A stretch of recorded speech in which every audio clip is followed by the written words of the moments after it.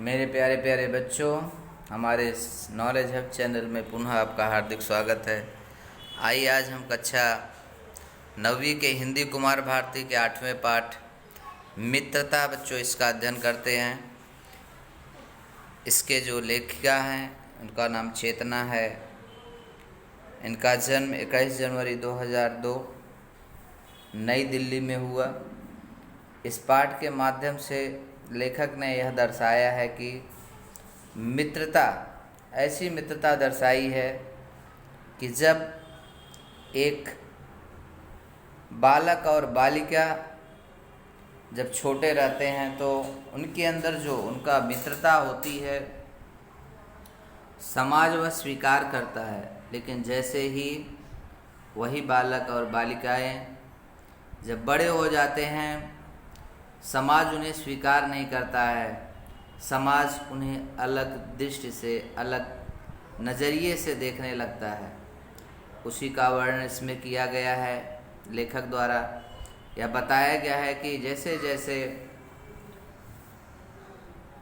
जो बालक बड़ा होता है उसके और समाज के प्रति जो भावनाएं हैं वह पूरी तरह से क्या होती है, बदल जाती है। उसी का वर्णन बच्चों इसमें किया गया है। वह बालक है, जब बालक था पढ़ता लिखता नहीं था, लेकिन वह एक बालिका के साथ खेलना कूदना, उठना बैठना, उसकी राह देखना, इस प्रकार के जो है इसमें दैनंदिनी चीज़ें दर्शाई गई हैं जो वह करता था। लेकिन जैसे ही वह लड़की जो है बड़ी होती है उसके समाज से वह उससे दूर होती चली जाती है। उसी का वर्णन इसमें किया गया है कि, और यह आज का बच्चों है जीवंत उदाहरण भी है, आप देख सकते हैं।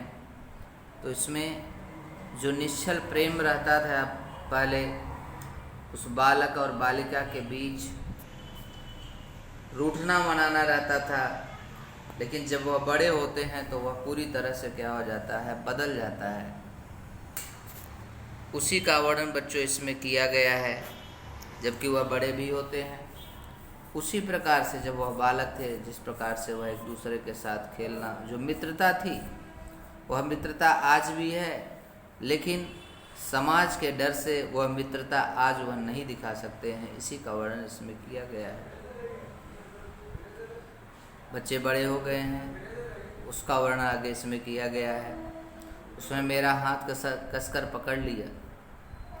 वह बार बार मुझे देखे जा रहा था। मैं इतनी हैरान थी कि कुछ समय समझ नहीं पा रही थी। हम दोनों एक दूसरे को टुकुर टुकुर देख रहे थे। उसका चेहरा बदला बदला सा लग रहा था। ऐसा लग रहा था कि वह बहुत दूर से और बहुत थक कर आया है। वह कुछ बोल नहीं रहा था, बस खड़ा था। मैं उससे बहुत कुछ पूछना चाहती थी, लेकिन कुछ बोल नहीं पा रही थी। वह देखता रहा, गुस्से में थी। मैंने उसका हाथ झटका और तेज़ी से आगे की ओर बढ़ गई। मैंने एक पल भी पलट कर नहीं देखा। वह शायद वहीं पर खड़ा था। मैं पलटना चाहती थी मगर नहीं।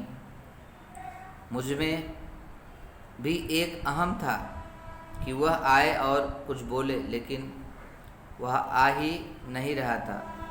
मैं जल्दी जल्दी अपने कमरे में पहुंचकर उसे छुपकर और पलटकर देखने लगी। वह वहाँ नहीं था। मैं उदास चेहरा लिए जैसे ही पलटी तो वह मेरे पीछे ही खड़ा था। मैं सहम गई, यानी डर सी गई। उसने फिर से मेरा हाथ पकड़ लिया। तभी मम्मी ने तेज़ आवाज़ लगाई। उनकी आवाज़ सुनकर मेरा शरीर कँपा गया, और वह था कि मेरा हाथ छोड़ने का नाम ही नहीं ले रहा था। मैं उसे और अपने हाथ को ही देख रही थी कि मेरी आंखों से टप टप आंसू बहने लगे। मैं अपना हाथ छुड़ाने के लिए गिड़गिड़ाने लगी। तो देखिए बच्चे, इसमें वही दर्शाया गया है कि जब वो छोटे थे हाथ पकड़ के खेलना, उठना बैठना सब चीज़ें था, लेकिन आज बड़े होने के बाद एक समाज के डर के कारण ये सब समस्याएं आने लगी। मुझे याद है जब मैं स्कूल में पढ़ती थी, छुट्टी के बाद वो मुझे रोज़ मिलता था। कहता रिश्ता है प्यारा प्यारा दोस्ताना है हमारा, बोलते हुए उसकी हंसी और ठिठोली कितनी अच्छी लगती थी। पर उस पर छोटे छोटे से हम कैसे गली में सबसे ऊंची छत पर जाकर पतंग उड़ाया करते थे। वो मुझे सिखाता, गली के सभी लोगों को काम करता, किसी का दूध लाना, किसी का सब्जी, किसी के लिए कुछ, पर वह अलग ही लग रहा था। मुझे याद है उसका वही पुराना ठिकाना था जहाँ वह हमेशा खड़ा रहता था, दीवार की उस बाउंड्री के जिसके सहारे वह खड़ा पल पल मेरी राह ताकता रहता। गली में लोग और भी हुआ करते थे, लेकिन हमारी दोस्ती तो सबसे अलग थी। दिन भर खेलना, घूमना और बहुत अच्छा लगता था। वह 1 रुपए की साइकिल लेकर चलाना मुझे सीखने में दिन में मेरे दिमाग में आ रहे थे। मुझे याद है कि जब वह नहीं दिखता तब मेरी नज़रें बेचैनी से उसे खोजती। कुछ समय के बाद मैं जब उस जगह से गुजरती थी तो पीछे मुड़ मुड़ कर देखती रहती कि वह नज़र नहीं आ रहा था। उसे वहाँ न देखकर मेरी आंखें भर जाती और दिल बेचैन हो जाता। मैं कुछ आगे बढ़कर पेड़ के सहारे खड़ी हो उसके आने का इंतज़ार करती। घर पहुंचकर भी दिमाग उसके ख्यालों में डूबा रहता। आखिर उससे क्या हुआ? मेरे मन में तरह तरह के ख्याल आने लगे थे। न मेरा दिन कटता था और न सवाल रुकते थे। दूसरे दिन फिर से वही ठिकाना, वही पेड़, वही समय और वही मेरा पलट पलट कर देखना। लेकिन आज जब वह मुझे नज़र आया तो मन के सारे एहसास अचानक होठों पर आकर थम गए। आंखें सवालों से भर गई। तभी मैंने तेज़ी से हाथ झटक कर अपना हाथ छुड़ाया और वह भी मेरे पीछे पीछे आने लगा। उसे देखते ही मम्मी ने पूछा, क्या हुआ तुम्हें? तुम दोनों इतने गुस्से में क्यों हो? मैं अंदर वाले कमरे में चली गई। वह हंसता हुआ कमरे के चौखट को देखते हुए बोला, आंटी आपकी लड़की पगला गई है। कुछ समझती ही नहीं, कुछ बोलो तो भड़क जाती है, न सुनने की तो ना मानो उसकी कसम खा ली है। मैं अंदर से बोली, माँ यह चाय पीने आया है, इसे चाय पिलाओ और भेजो, मुझे इससे कोई बात नहीं करनी। मम्मी ने धीरे से हंसते हुए कहा, देख लो इतने दिन गायब होने का नतीजा। वैसे कहाँ था इतने दिन? वह झिझकता हुआ बोला, कुछ नहीं, ऐसे ही। हाँ ऐसे ही, दिमाग खराब है ना तेरा, मैंने कहा।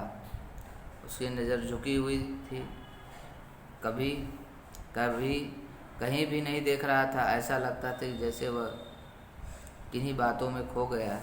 उस दिन को मैं कभी नहीं भूलती जब वह बिना बताए चला गया था।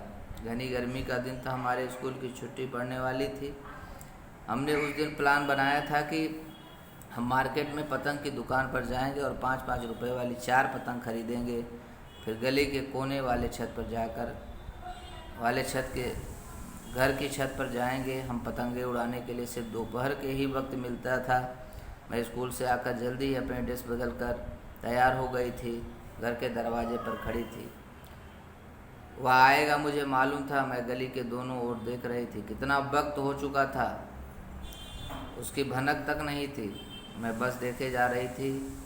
मम्मी आज आने में लेट हो गई। घर में कोई नहीं था। गली में धूप होने लगी थी। यह देखकर लग रहा था कि काफ़ी टाइम हो गया है। मैं वहीं पर खड़े खड़े यह सोच रही थी कि काश मम्मी भी आ जाए तो मैं उसके घर जाकर देखती। देखिए बच्चों, इसको पढ़िए, इसमें वही सब चीज़ें दर्शाई गई हैं। किस प्रकार से जब व्यक्ति बालक बड़ा हो जाता है तो उसके जो एहसास होते हैं, सब चीज़ें किस प्रकार से बदल जाते हैं, उनके व्यवहार बदल जाते हैं, उसी का वर्णन इसमें किया गया है पूरे पाठ में। तो वीडियो के अंत तक बच्चों देखिए, समझिए, किताब पढ़िए। अगर हमारे चैनल को सब्सक्राइब नहीं किए, सब्सक्राइब जरूर करें। तो आज के लिए इतना ही बच्चों, धन्यवाद।